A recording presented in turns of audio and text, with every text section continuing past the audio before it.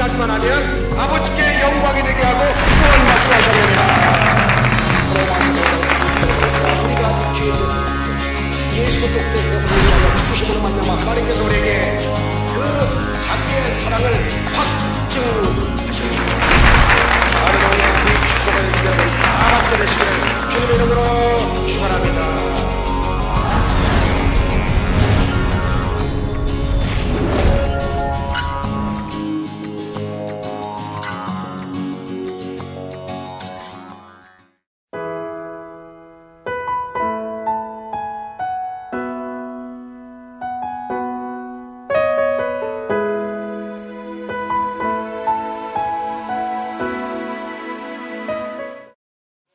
오늘 저는 여러분들과 함께 에레미야 1장 4절로 10절의 말씀을 통하여 우리에게 주신 사명이라고 하는 제목으로 잠시 말씀 올리겠습니다.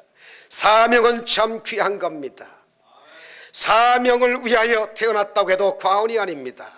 사명 없이 목적 없이 사는 사람만큼 참 불쌍한 사람이 없습니다. 바람 부는 대로 물결치는 대로 꿈도 목표도 희망도 환상도 없는 그러한 사람은 참으로 성경에 봤더니 꿈이 없는 백성은 망한다고 하는 것처럼 사명이 없다고 하면 왜 사는가 싶습니다.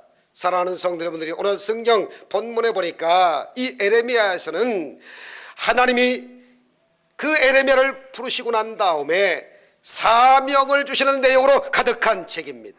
오늘 우리에게 하나님께서 어떻게 말씀하시며 우리에게 어떤 사명을 주셨는지를 깨달으면서 하나님의 은혜를 받되 에레미야처럼 눈물의 선지자, 기도 많이 하고 조국과 민족을 위해서도 기도한 것도 응답받고 개인과 가정과 생활을 위하여 이웃들을 위해서 기도한 것도 사명인지라 하나님께서 사명 걸머지고 나가는 에레미야에게 놀라운 성취감을 허락해 주셨던 것처럼 오늘 여러분들에게도 그런 역사가 있기를 주 이름으로 축원합니다. 첫째로 하나님께서는 우리를 사명을 위하여 택해 주셨다고 하는 것을 아셔야 됩니다. 우리가 하나님을 택한 것이 아니라 하나님께서 우리를 택하시고 우리에게 사명을 주신 거지요. 하나님께서 사명을 주실 때 우리에게 먼저 말씀으로 찾아오십니다. 에레미야에게 한없이 민족의 슬픔을 안고 시위대 뜰에 갇혀서 울고만 있던 이 에레미야에게 하나님은 오늘 본문 1장 4절에 봤더니 야훼의 말씀이 내게 임하니라 이르시되, 그러면서 말씀으로 찾아오시는 것을 볼 수가 있습니다. 여러분, 하나님의 말씀이 에레미야에게 임했다는 것이죠. 이 말씀이 에레미야의 삶을 확 바꿔놓습니다. 그는 원래 제사장의 아들이었기 때문에 한 해당의 제사장으로 만족하면서 살 수밖에 없는데 웬일입니까? 하나님은 이 에레미야를 제사장을 넘어 선지자로 열국의 모든 백성들에게 선지자의 사명을 주시기 위하여 에레미야를 찾아오셨다는 겁니다.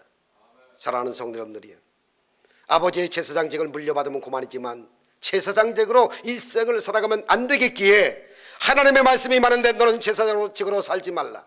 아버지의 직을 물려받고만 넌 살지 말아라. 너는 모든 나라 사람들을 위한 선지자가 되거라. 그래서 대선지자 이사야와 함께 쌍벽을 이루면서 동시에 그 백성들을 주께로 인도하는 능력 있는 그러한 삶을 살았습니다. 우리는 언제나 하나님 말씀 앞에서 결단이 필요합니다. 순종하고 헌신하는 주님의 자녀가 되어야 되는데, 주님이 사명을 주시면, 불러주시면, 택해주시면 거기에 사명을 감당하여 요동하지 말고, 여러분이요 정말 근심 걱정하지 말고 뒤돌아보지 말고 사람 때문에, 환경 때문에, 물질 때문에, 명예 때문에, 권세 때문에 하나님께 받은 사명이 주저앉음을 받는다든지 썩은 나무 토막 북성 내렸는 것처럼 그냥 주저앉아서는 하나님께 영광이 안 된다는 겁니다. 사랑하는 성도분이요, 우리가 이 세상의 사람의 말을 듣고 힘이 요동하고 상처를 받는 경우가 너무 많이 있습니다.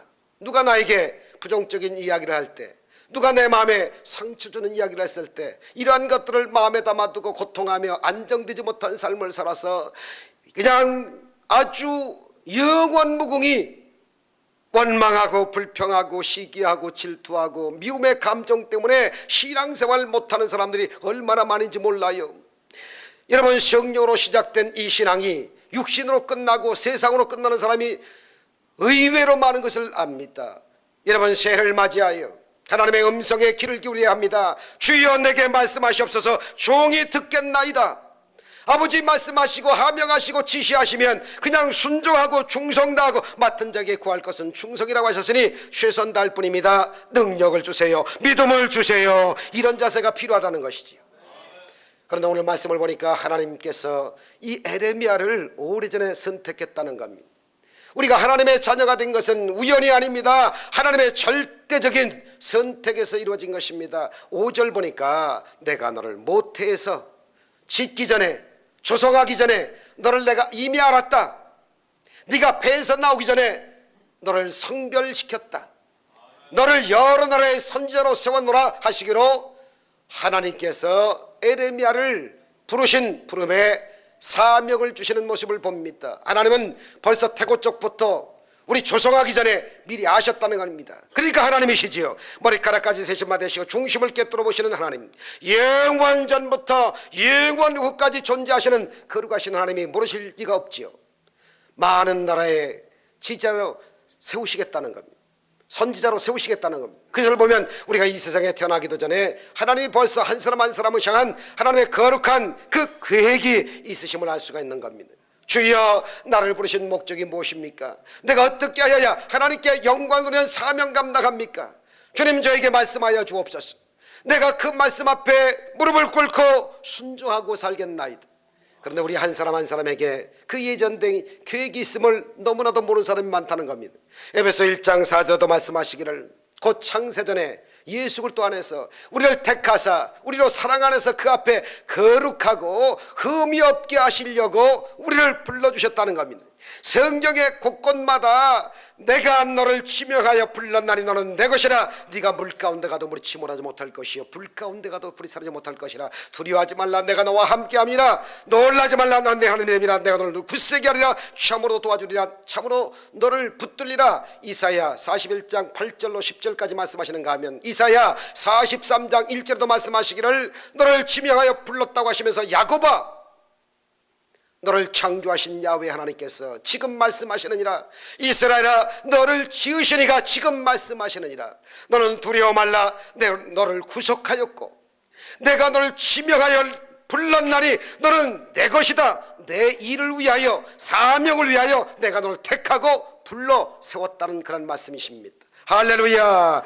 여러분 부르시고 난 다음에 죄 용서 받을 수 없는 죄인을 용서받게 해주시고 하나님의 택함을 받아 예수 믿고 구원받아 하나님의 자녀가 되게 하셔서 일생일대의 기적의 삶이요 축복된 삶이요 은혜의 삶을 살고 믿음의 삶을 살게 하시고 사명을 감당하게 하시는 은혜가 얼마나 감사하냐 그 말입니다. 그런데 그렇게 주님의 자녀로 살기 위해서는 늘 성령 충만을 받아야 됩니다. 예수님의 보혈의 은혜가 임해야 되는 것입니다.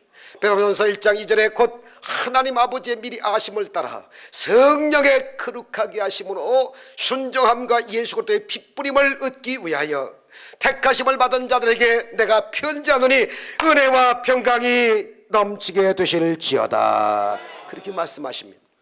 우리가 미리 하나님 앞에 아시고 택함 받았는데 성령의 은혜로 늘 거룩해지고 예수의 보혈로 핏부림 받아 늘 주님 안에서 승리하며 살아가는 이러한 축복을 받기 위해서 불러주셨다는 거 생각만 해도 아뜩히 감사하잖아요. 나가서 우리는 많은 열매를 맺어야 된다는 겁니다. 하나님이 부르셨지요. 그 다음에 용서해 주시면서 우리를 여러분 세우시잖아요. 주님 은혜에 너무 감사해서 이제 열매를 맺혀나가는 삶을 살아야 합니다. 거룩한 삶을 살아야 된다 그 말입니다. 열매 없는 삶은 여러분이요 그거는 정말로 비가 없는 구름과 같습니다. 여러분 열매 없는 나무는 저와 여러분에게 있으나마는 그러한 삶을 사는 겁니다. 깡마른 삶입니다. 하나님께 영광도 안 되고 제자의 삶도 못 산다는 겁니다. 그래서 요한복음 15장 16절에 너희가 나를 택한 것이 아니라 내가 너희를 택했기 때문에 세웠나니 이는 너희가 가서 열매를 많이 맺게 하여 너희 열매가 항상 있게 하려 하심이니라. 내 이름으로 아버지께 구하면 내가 무엇이든지 다 받게 할 터인데 열매를 맺혀야 하나님께 영광이 되고 내 제자가 되느니라 말씀하셨습니다. 광야에서 40년 동안 외롭게 양을 치고 있던 모세를 80세에 하나님께서 부르셨잖아요. 밤새 고기 한 마리 잡지 못해서 터드럭거리면서 전문가가 실패하고 돌아올 때 주님 나타나셔서 베드로야, 너 밤새껏 고생했지만 고기 한 마리 건지지 못했지. 네 처자식한테 갖다 줄 것이 없지. 배 오른편에 그물을 던지라.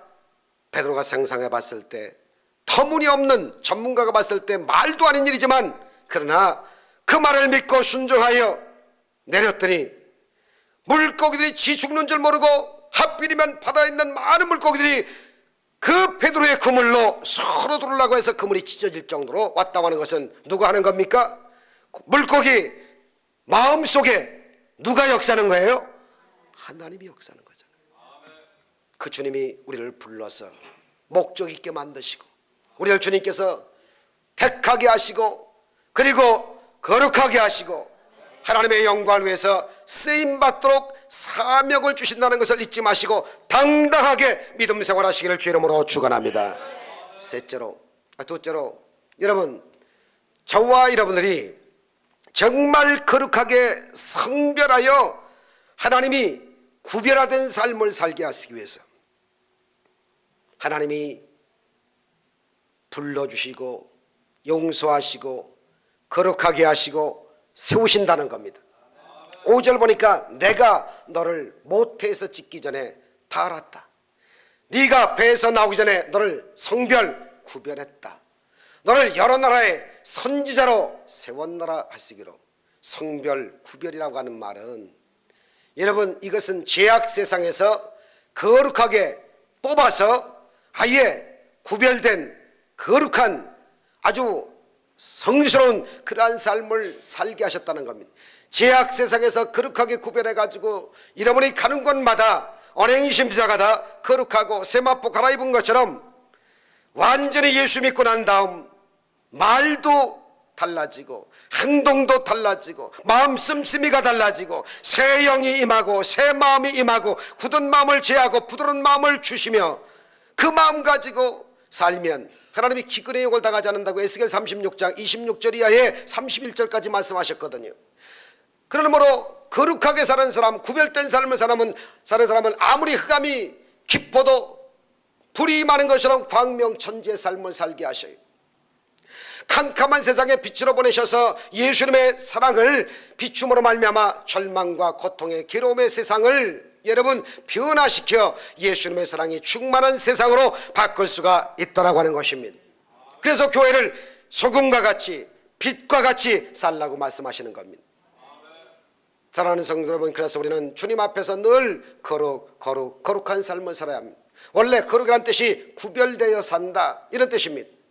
수많은 사람들 가운데 쪽집게로 딱 찍어가지고 뽑아서 하나님의 나라로, 지옥 같은 세상에서 천국 같은 삶을 살라고 넘어진 백성들 하나씩 뽑아가지고요 다시 일으켜 세워주시기 위해서 주님께서 그렇게 십자가에 못을 받고 몸짓고 피 흘려 죽으신 겁니다.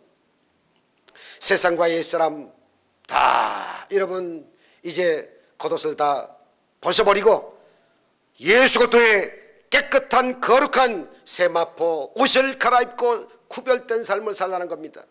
레위기 11장 44절에도 그런 말씀하셨잖아요. 나는 야훼 너의 하나님이라. 내가 거룩하니 너희도 몸을 구별하여 거룩하라. 참으로 거룩하게 하고 땅에 기는 길짐승으로 말미암아 스스로 더럽히지 좀 말아라. 새해에 새 축복이 새 생활로 연결되시기를 주 이름으로 축원합니다. 거룩하게 하라는 겁니다. 날마다 예수의 피로 씻음받고 또 씻음받고 또 씻음받고 씻음받아서 하나님 앞에 거룩 또 성별하고 또 정말 거룩한 삶을 살아서 성도라고 말을 하는 겁니다. 이 성도라고 하는 것이 얼마나 중요한 말인지 모릅니다. 성도란 이름이 굉장히 귀한 이름이에요. 거룩한 자라는 뜻입니다.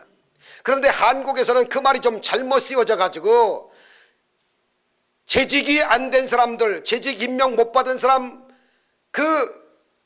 자격이 없는 사람, 제일 밑에 급수를 아주 못 가진 사람들, 서리 집사는 밑에 성도인 줄 알고 있어요. 절대 아닙니다. 성경은 목사에게도 거룩한 성도가 되라고 말씀하시고, 장로님 안수하는 권사님들도 거룩한 성도가 되어 여러분 죽고 나면 그 관에다가 여러분 예를 들어서 이만호 목사 이렇게 쓰는 게 아니라 이만호 거룩하게 살다, 거룩한 죄종의 삶을 감당했다 해서 이만호 성도, 거룩할 성도로 이렇게 써져야 마땅하다고 신학자들은 말하고 있는 겁니다. 사랑하는 성도분들이요, 성도가 시시한 사람이 아니에요. 변화받은 사람이에요. 언행심사가 달라진 사람이에요. 그러므로 주의 종도, 재직들도, 성도들도 여러분 직분자나 그렇지 못한 사람이 모두 다 거룩한 성도의 변화를 이끌어와야 됩니다. 예수님을 닮아서 거룩한 여러분 성품의 형상을 그대로 닮아야 돼요. 히브리서 12장 2절 같이 믿음의 주여 온전케 하시는 신 예수 그리스도를 바라보고 살라. 그 앞에 있는 기쁨을 위하여 십자가를 참으사 부끄러움을 개의치 아니하시더니 하나님 보좌 우편에 세우셨느니라, 앉으셨느니라. 한 사람 한 사람이 우리 예수님 모습 닮아가면서 정말 우리 새해는 세상이, 사회가 우리 때문에 아름다워지는 세상이 되어야 된다고 하시는 것입니다. 회사 사장님이 한 사람 예수를 잘 믿고 변화되어서 정말 거룩한 사람이 되면 그 회사원들이 전부 다 구원받고 변화받잖아요. 얼마나 중요한 건지 몰라요.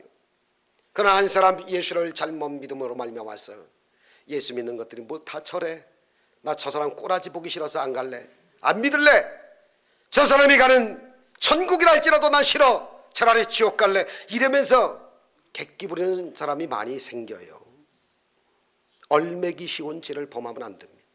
그 사람 때문에 복음의 문이 닫혀서 주님이 막 울고 계시잖아요. 그래서 여러분이 어딜 가든지 예수를 믿는 하나님의 자녀로서 정말로 변화된 모습을 많은 사람에게 보여주심으로 하나님이 웃으시고 쾌활해지시고 영광 받으시고 여러분이 한없는 거룩함의 복을 많이 받게 되시기를 주 이름으로 축원합니다. 셋째로, 하나님은 우리를 선택하시고 거룩하게 하시고 셋째로 세우신다는 겁니다. 5절에 보니까 내가 너를 모태에 짓기 전에 너를 알았고 네가 배에서 나오기 전에 너를 성별하였고 너를 여러 나라의 선지자로 더합시다 세웠노라. 선지자로 세웠노라. 교회에서는 세우는 일을 해야 됩니다. 성도란 세우는 일을 많이 해야 됩니다. 재직이란 성도를 많이 아름답게 세워줘야 됩니다. 여러분 예수 믿게 하고 구원의 반열로 세워주고 천국의 반열로 세워주고 거룩한 직분 맞도록 세워주고 사랑으로 세워주고 평안함으로 세워주고 여러분의 행복하게 세워주고 기도로 세워주고 말씀으로 세워주고 세우는 일을 잘해야 교회가 복을 받고 그 사람들이 사명자가 되는 거예요. 여러분 과거는 다시 돌아오지 않습니다.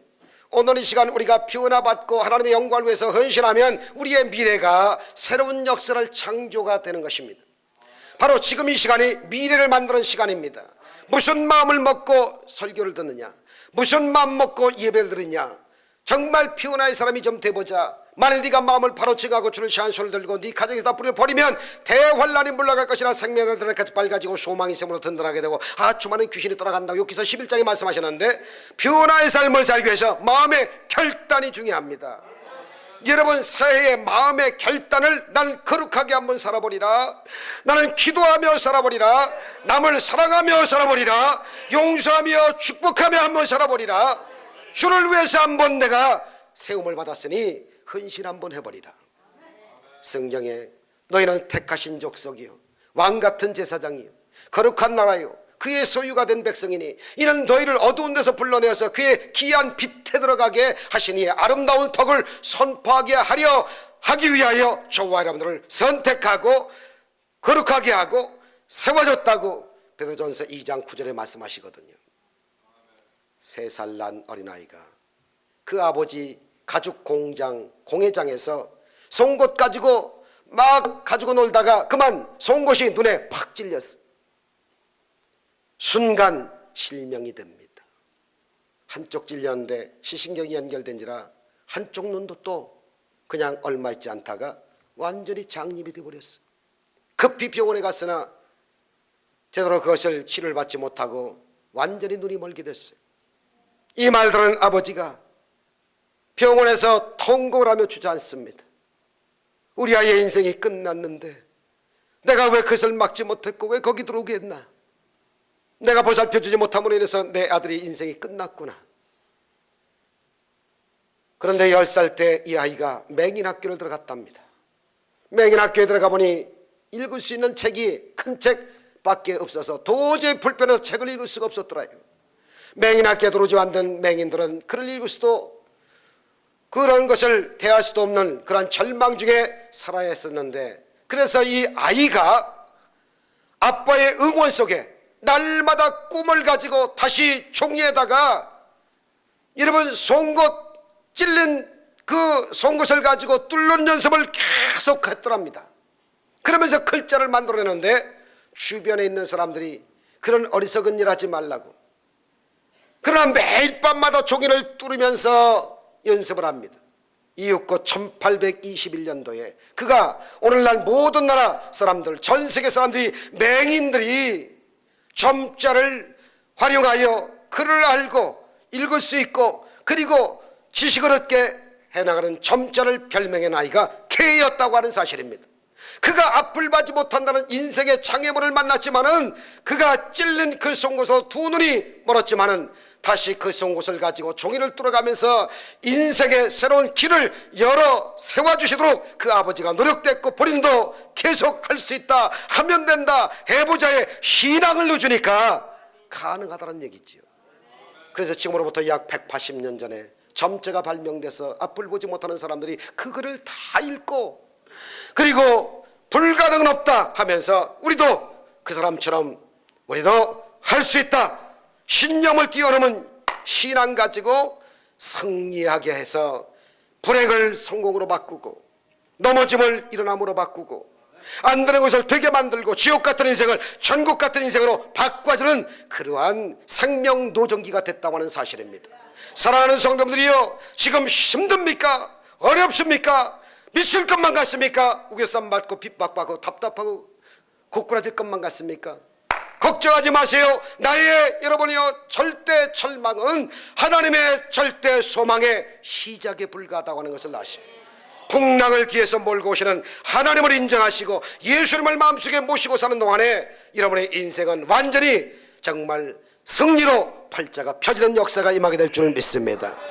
마지막 네 번째, 여러분, 하나님은 에레미야에게 사명을 주시기 위해서 부르시고 죄 용서하여 거룩하게 하시고 세워주시고 그리고 사명을 주시기 위해서 그렇게 말씀을 하십니다. 7절이죠. 야훼 하나님께서 이르시되 너는 아이라 말하지 말라. 내가 너를 너에게 보내든지 너를 어디에 보내든지 너는 가서 내게 무엇을 명령하든지 나 야훼 하나님이 명령하는 대로 가서 사명자답게 복음을 선포하는 선지자가 되라. 사명자로 세워주셨다는 겁니다. 가라. 그리고 내가 너에게 할 말을 입에 넣어줄 테니 담대히 선포하라. 우리 모두가 하나님의 영광을 위해서 거룩한 자로 구별되어서 세우심을 받았다고 하는 겁니다. 이는 우리가 꿈과 소망을 가지고 목표를 향하여 믿음으로 행해야 된다고 하는 사실입니다. 하나님의 일꾼에게 요구되는 것은 충성과 헌신뿐인 것입니다. 목숨 바쳐 하나님 영광을 위해서 쓰임받는 여러분들 되시기를 주의 이름으로 축원합니다. 무디 목사님의 그 동역자였던 루벤 아처 토레이 목사님이 있었는데 시카고에 있는 무디 신학교를 설립하신 분입니다. 근데 그분의 손자가 중국에서 태어납니다. 그리고 하나님의 부르심을 받아 한국으로 가난하고 헐벗고 굶주린 사람들에게 예수의 사랑을 전하자고 1957년도에 한국에 들어와서 인생을 펼칩니다. 하나님께 바칩니다. 이름은 한국 이름으로 바꿔서 대천덕 신부님이라고 합니다. 이름을 짓고 그는 차가 없어서 3일길을 걸어 들어가는 강원도 정선 땅 하삼 1리에 도착해서 밭을 일굽니다. 그래서 가난한 시골 사람들에게 예수 사랑을 전하려고 같이 밥을 먹습니다. 씨를 같이 뿌립니다. 개간 같이 합니다. 열매 같이 거둡니다. 아이를 시골 학교에 보냈을 때 머리가 여러분 노랗기도 하고 그러니까 머리를 애들이 막 잡아당기는 거예요. 희한한 머리다 해가지고 막 잡아당겨. 눈 색깔이 새파라니까 얘가 도대체가 퇴기가 왔다고 막 야단을 치고 대천덕 신부님은 요만큼도 기죽지 아니하고 요만큼도 미워하지 아니하고 웃으면서 놀렸던 사람들을 다, 아이들을 다 끌어안고 예수님 사랑을 전했다는 겁니다. 사명을 감당했습니다.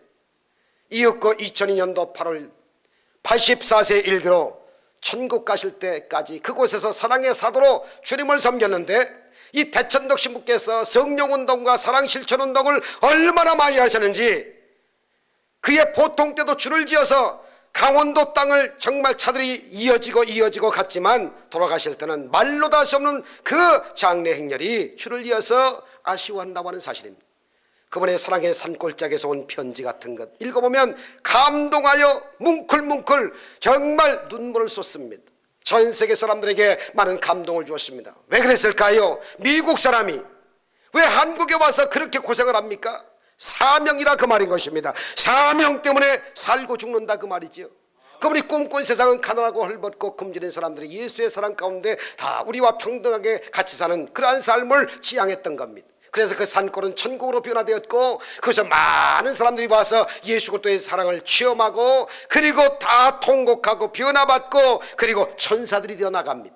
그분은 미국의 명문대학을 나왔기 때문에 대학 교수 총장, 그 다음에 신학교의 총장으로 일할 수가 있는데, 다 거부하고 그 가난 시절 폐허가 된 땅에 여러분이요 6.25 이후에 완전히 멸망받은 그와 같은 대한민국에 와서 사랑의 꽃을 피우는 그 선교사님, 정말로 아름답지 않습니까? 그래서 일생 동안 한국 사람을 섬기다가 세상을 떠났고, 지금은 그들을 이어서 아드님이, 그 현재인 사모님이 강원도 예수원을 지키면서 그 사역을 감당하고 있다고 하는 아름다운 이야기입니다. 여러분, 주님께서 부르셔서 사명을 주실 때 두려워하지 마시고 담대히 나가시기를 주 이름으로 축원합니다. 주변에서 누가 뭐라고 그런다 할지라도 핍박이 다가와도 분명한 목표 골라인을 딱 정하고, 에레미야 1장 8절 같이 너는 그들 때문에 두려워하지 말라. 내가 너와 함께하여 너를 구원하리라. 나 야훼 하나님의 말이니라 하시고 사명받으면 그 삶이 변화되는 것입니다. 기적과 축복이 다가온다 그 말인 것입니다. 한 가지 예화드리고 말씀을 마치려고 합니다. 오랄 로버츠 목사님이 계십니다. 정말 훌륭한 미국의 목사님이시죠. 거의 95세, 지금 거의 100세 가깝게 되겠네요. 이 목사님이 원래 폐병 3기로 콜록하면 선지피가 흐르는 그러한 죽기만을 기다렸던 사람입니다. 거기다가 말 더듬까지 해서 이러시는 분입니다. 말을 더듬고 몸은 폐병으로 죽어가고 있을 때 하나님께서 그에게 찾아오셔서 그를 부르십니다. 내 종아, 내가 너를 선택했다.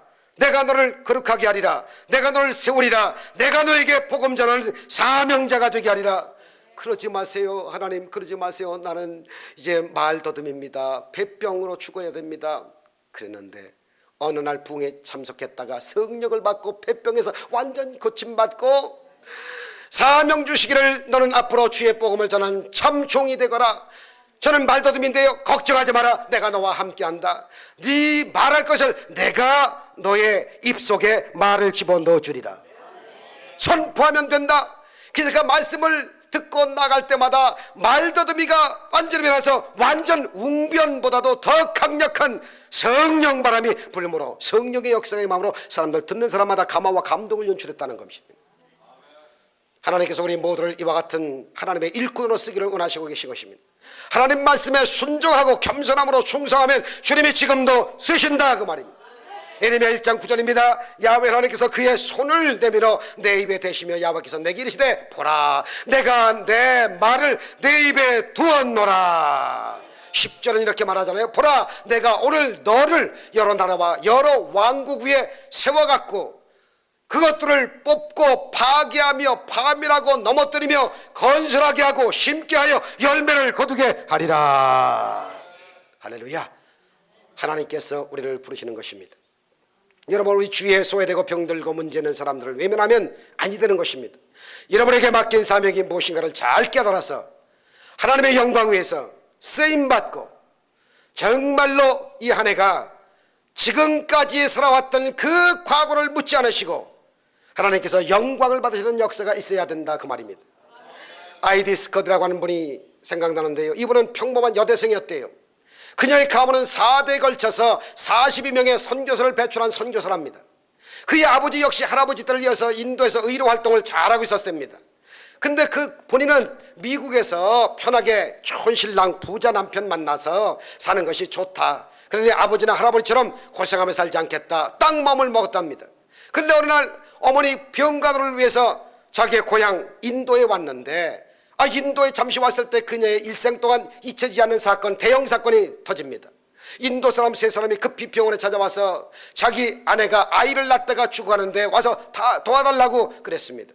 근데 인도 사람들은 남자 의사에게 부인을 맡기지 않습니다. 수치스럽다 이 말이죠. 그 어머니가 아파서 절절절절 매고 있는데 그만 낙심천만해서 돌아갈 수밖에 없었는데 다음날 소식 들어보니까 그 3분 모두가 다 아이 낳다가 다 죽었다는 거예요. 충격을 받습니다. 본인은 미국에서 고통스럽고 어려운 선교사의 삶을 벗어버리고 돈 많은 사람 만나서 편하게 살려고 했는데 어머니가 아파서 누워있는 동안에 그런 참변이 일어난 거죠. 그 순간에 하나님이 그에게 음성을 들려줍니다. 얘야, 네가 가라. 어머니가 못하면 네가 해야 된다.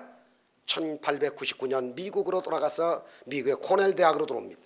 미국의 명문대학에서 의과대학 졸업하고 인도로 벨로루라고 하는 그 병원으로 돌아옵니다. 20평 규모의 작은 병원을 이제 시작합니다. 환자가 하루에 500명씩 몰려옵니다. 병원이 몇 터집니다. 확장되고 확장돼가지고 지금 17,000개 베드를 넣고 대형 병원이 돼가지고 인도에서 가장 큰 병원을 인도하고 있다고 하는 사실입니다. 그래서 돈 없고 서럽고 소외되고 정말 고통 많은 사람들을 위해서 참으로 무상으로 치료도 많이 해주고 예수 사랑을 전하는 그러한 사명자가 됐다는 겁니다. 결론입니다. 여러분들 부르신 목적이 뭡니까? 여러분 왜 사십니까? 왜 건강하길 원하며 왜 부자가 되길 원하며 왜 여러분이요 성한 몸 가지고 행복한 삶을 구가하십니까? 뭐 때문입니까? 여러분 자신, 여러분 가정만을 위하여, 여러분 이 신상에 여러분 정말로 이기적인 삶을 위해서만 살기 위해서 하나님이 그렇게 여러분들을 이 자리에 오게 하셨을까요? 아닙니다. 여러분의 재능을 주신 대로 사명받아서 일생을 바쳐 헌신했던 믿음의 선진들, 성경의 인물들처럼 오고 오는 세대에 가장 하나님께 영광을 돌릴 수 있는 아름다운 선택받은 여러분, 거룩하게 하시고 세워주시고 사명 주시는 이 하나님을 여러분이요 정말 모시고 여러분의 푸름의 상을 위하여 쫓아가는 한 해의 멋진 삶이 여러분 속에 이루어지기를 주님의 이름으로 축원합니다. 기도하겠습니다.